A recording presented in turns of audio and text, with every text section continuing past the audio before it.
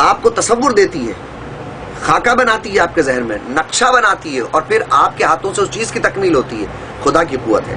خدا کی عطا کردہ وہ قوت جو ہمارے اندر موجود ہے، وہ ہر وقت ہماری مدد کے لیے تیار ہے، بے چین ہے، منتظر ہے. لیکن شرط یہ ہے کہ ہم اس قوت کے استعمال کی ترکیب جانتے ہیں. آج ہم اس قوت سے تعلق اور اس کے استعمال کے متعلق بات کرتے ہیں. آئیے اس سلسلے میں ہم تھوڑی سی گفتگو کرتے ہیں کہ اپنے مطلوبہ نتائج کیسے حاصل کریں. یہ تو تمہید تھی نا، اب پریکٹیکل کی بات. پہلے تو کہ اگر آپ کے ذہن میں آپ کی زندگی کے مقاصد واضح ہو کہ آپ کیا حاصل کرنا چاہتے ہیں، تو آپ یقیناً کامیاب ہو سکتے ہیں. سینکڑوں ہزاروں نہیں بلکہ لاکھوں کروڑوں لوگ اپنے ذہن میں زندگی کا کوئی واضح مقصد اور منزل کا کوئی واضح تصور نہیں رکھتے. اگر آپ چاہتے ہیں کہ اپنے مطلوبہ نتائج حاصل کریں، اپنی زندگی کو مادی یا روحانی خوشیوں سے بھرپور اور کامیاب بنائیں، تو پہلے اپنا کوئی نصب العین بنائیں. نصب العین سمجھتے ہیں نا، کوئی ایم، یعنی یہ کہ آپ چاہتے کیا ہے، ایک اٹل فیصلہ کریں. خوب سوچ سمجھ کر، مثلا یہ کہ مجھے فلاں ڈگری چاہیے، جیسے طالب علم بیٹھے، فلاں نوکری چاہیے، یا اتنے روپے چاہیے، یا فلاں مقام و منصب چاہیے. ایک کاغذ پر، اب پریکٹیکل شروع ہے، ایک کاغذ پر ترجیحات اور اہمیت کے لحاظ سے، پرائیورٹی کی بنیاد پر کہ مجھے کیا کیا چاہیے، وہ تمام مقاصد اور چیزیں نمبر وار لکھیے جو آپ حقیقتاً حاصل کرنا چاہتے ہیں. یہ بات نہ سوچیں کہ فہرست لمبی نہ ہو جائے، لکھیے اور خوب کھل کر لکھیے. ہر روز چاہے اس فہرست میں تبدیلیاں کرتے رہیے، حتیٰ کہ آخر میں آپ کے مطلوبہ مقاصد کی ایک نہ تبدیل ہونے والی فہرست بن جائے. شروع میں عجیب سا محسوس ہو سکتا ہے کہ یہ کیا کہ روز نئی منازل اور نئے مقاصد ذہن میں آتے ہیں. کبھی سوچتا ہے آدمی کہ میں کاروبار کر لوں، کبھی سوچتا ہے نہیں میں باہر چلا جاؤں، کبھی سوچتا ہے کہ نہیں میں یہیں کوئی کام کر لوں، کبھی باہر کے لیے سوچتا ہے، کبھی نوکری کا سوچتا ہے. مطلب تو کہتے ہیں کہ انہیں آنے دیجئے، مگر آخر میں یعنی ہفتے یا اچرے یا مہینے بعد آپ خود دیکھیں گے کہ ایک واضح فہرست آپ کے مقاصد اور منازل کی آپ کے سامنے موجود ہوگی. اب عمل کا وقت شروع ہو چکا ہے. پہلے ایک لسٹ بنانی ہے، پہلے ایک فہرست بنانی ہے، اور اس کے بعد عمل. عمل کیا ہے؟ نمبر 1، صبح دوپہر شام رات سوتے وقت باقاعدگی اور مستقل مزاجی سے اس فہرست کو مکمل یکسوئی اور توجہ سے پڑھیں. جو فہرست آپ نے بنائی ہے نا، ڈگری چاہیے، پھر نوکری چاہیے، پھر عورت بھی چاہیے، پھر باہر بھی جانا ہے، پھر 1 کروڑ روپیہ بھی چاہیے، پھر گاڑی بھی چاہیے، صحت بھی چاہیے، ہے نا، وہ فہرست. تو دوپہر شام رات سوتے وقت باقاعدگی اور مستقل مزاجی سے، لوگ کتنا خوش ہو رہے ہیں، جو چیزیں ہم چاہتے ہیں وہی بابا نے ساری کہہ دی. نمبر 2، اس کے علاوہ جب بھی موقع ملے ان مقاصد پر اپنی توجہ مرکوز کریں اور تصور میں پوری فہرست کو غور اور یکسوئی سے دہرائیں. نمبر 3، کم از کم سونے سے پہلے مکمل توجہ کے ساتھ پہلے اپنے تصور میں دیکھیں کہ آپ کو وہ مقصد حاصل ہو چکا ہے. یہ اہم بات ہے. مثلا آپ روپیہ چاہتے تو تصور یوں دیکھیں، تصور یوں کریں کہ آپ کے ہاتھوں میں نوٹوں کی گڈی ہے.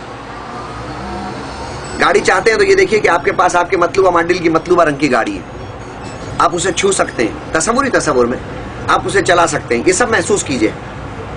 آپ کو امتحانی نتائج کا انتظار ہے تو محسوس کیجئے کہ آپ فرسٹ آ گئے، رزلٹ اناؤنس ہو رہا ہے، نتیجہ آپ کے ہاتھ میں ہے، لوگ مبارکباد دے رہے ہیں. اگر آپ چاہتے ہیں کہ آپ نیک بن جائیں تو آپ دیکھیں اور تصور واضح کریں کہ آپ ایک نیک آدمی کی صورت میں خود بھی برائی سے بچتے رہے ہیں اور لوگوں کو برائی سے بچنے کی تلقین کر رہے ہیں. آپ کے آس پاس نورانیت ہے اور لوگ آپ کی تعظیم و تکریم کر رہے ہیں. اگر آپ بیمار ہیں تو خود کو صحت مند محسوس کریں. موجودہ بیماری کے متعلق سوچیں کہ یہ تو اچانک ختم ہو گئی، میں بالکل ٹھیک ہوں، مجھے کوئی تکلیف نہیں ہے، میرے رگو پے میں صحت ہی صحت ہے. نمبر 4، اپنے اس عمل کے متعلق مکمل رازداری برتیں. یہ ہر چیز میں اہم ہے. حتیٰ کہ آپ کو جو لوح دی جاتی ہے نا، جو اسم بتایا جاتا ہے پڑھنے کو، اس کے متعلق بھی رازداری کی تاکید کی جاتی ہے. کئی لوگ رازداری نہیں برتتے، نقصان اٹھاتے ہیں. تو اس عمل کے متعلق بھی مکمل رازداری. مقاصد کے حصول تک کسی سے بھی اس کا تذکرہ نہ کریں سوائے اپنے استاد اور رہبر کے. اس کی تکمیل کے لیے خدا پر اور اپنے استاد پر مکمل اور پختہ بھروسہ رکھیں. یہ جملہ اکثر خود میں دہرائیں کہ میں انشاءاللہ مطلوبہ مقاصد جلد حاصل کر لوں گا. یہ تو ظاہر ہے کہ شروع میں تو یقین کامل پیدا نہیں ہو سکتا، مکمل توجہ اور ارتکاز بھی میسر نہیں ہوگا، مگر آپ ہمت نہ ہاریں اور لگے رہیں. اپنی فہرست مکمل توجہ سے تیار کریں. جو مقصد آپ کے خیال میں زیادہ اہم ہو اسے پہلے لکھیں اور جو کم اہم ہو اسے بعد میں لکھیں. اکثر مقاصد آپ کے گولز، ایمز، جو منازل ہیں وہ ترجیحی بنیادوں پر آپ نے جو اہم سمجھ کر فہرست میں سب سے اوپر لکھے. جب پورے ہوں گے تو آپ حیران رہ جائیں گے. اس کے ساتھ جب نئے مقاصد ذہن میں پیدا ہوں گے اور آپ کی مرتب کردہ فہرست میں جگہ پانے لگیں گے، یعنی جو آپ نے لسٹ بنائی ہے 10 کی بنائی تھی، 2 پورے ہو گئے تو 4 اور آ جائیں گے، تو آپ سمجھ لیں کہ آپ کا ذہن مطلوبہ مقاصد کو پانے کے لیے مطلوبہ کام کرنے لگا ہے. اس کے علاوہ جب آپ کے کئی پرانے مقاصد نئے مقاصد کے آگے کم اہم معلوم ہونے لگے تو سمجھ لیں کہ ترقی ہو رہی ہے اور فائدہ چند قدموں کے فاصلے پر ہے. ایسا بھی ہو سکتا ہے کہ کئی مرتبہ آپ کو اس سارے عمل سے بددلی اور نا امیدی جیسے ان معاملات میں ہو جاتی ہے نا، تصویر بھی پڑھنے میں، کسی بابا کے کہے پر عمل کرنے میں، ایسا ہو جائے تو آپ فوراً اپنے مقاصد کی فہرست نکالیں اور کئی مرتبہ اسے پڑھیں. اور اگر وہ زبانی یاد ہو گئے ہوں تو انہیں تصور میں اتنی مرتبہ دہرائیں کہ جو بددلی اور نا امیدی آپ کے دل میں پیدا ہو گئی تھی وہ دور ہو جائے. اور یہ یقین بہرحال رکھیے کہ دنیا کی کوئی طاقت آپ کے مقاصد کے حصول میں رکاوٹ نہیں بن سکتی. آپ کو کامیاب بنانے کے لیے آپ کا مستقل اور مسلسل تصور آپ کے اندر ایک ایسی بے پناہ قوت ہے جو آپ کی نہیں خدا کی عطا کردہ ہے، اور اس قوت کا براہ راست خدا سے تعلق ہے. آپ اپنی ابتدائی فہرست میں ذاتی کاروبار میں روپیہ، شہرت، ذاتی جائیداد، گاڑی، اپنا مقام و منصب غرض سب کچھ تفصیل کے ساتھ لکھیے.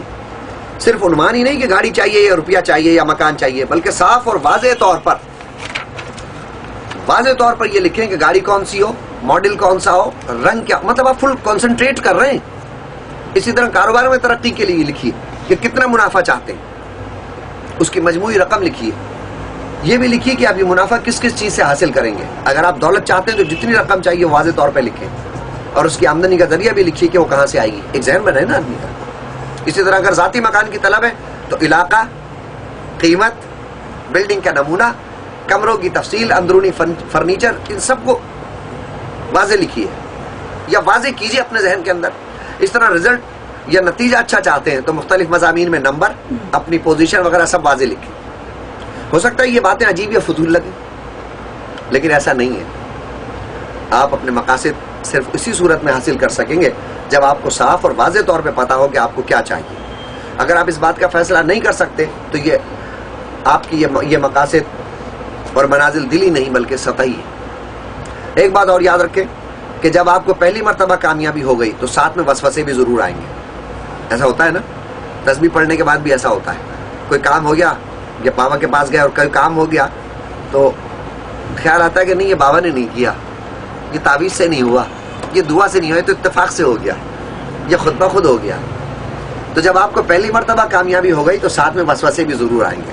مثلا کوئی مقصد حاصل ہو گیا تو یہ خیال آ سکتا ہے کہ تمہارے عمل کا نتیجہ نہیں بلکہ تو تمہاری محنت ہے، یہ اتفاقاً ایسا ہو گیا ہے، ہوتا ہے نا. تو جب بھی ایسے خیالات پیدا ہوں تو فوراً ان خیالات کو ذہن سے جھٹک دیں اور کہیں کہ نہیں، یہ سب مجھے خدا کی طرف سے اور صرف خدا کی طرف سے عطا کردہ اس قوت کے استعمال سے ہوا ہے جو کائنات اور میرے اندر توانائی اور طاقت کے دھارے کی طرح رواں دوا ہے. خدا کا شکر ادا کریں کہ مالک کی تیرا احسان ہے کہ تو نے مجھ پر کرم فرمایا.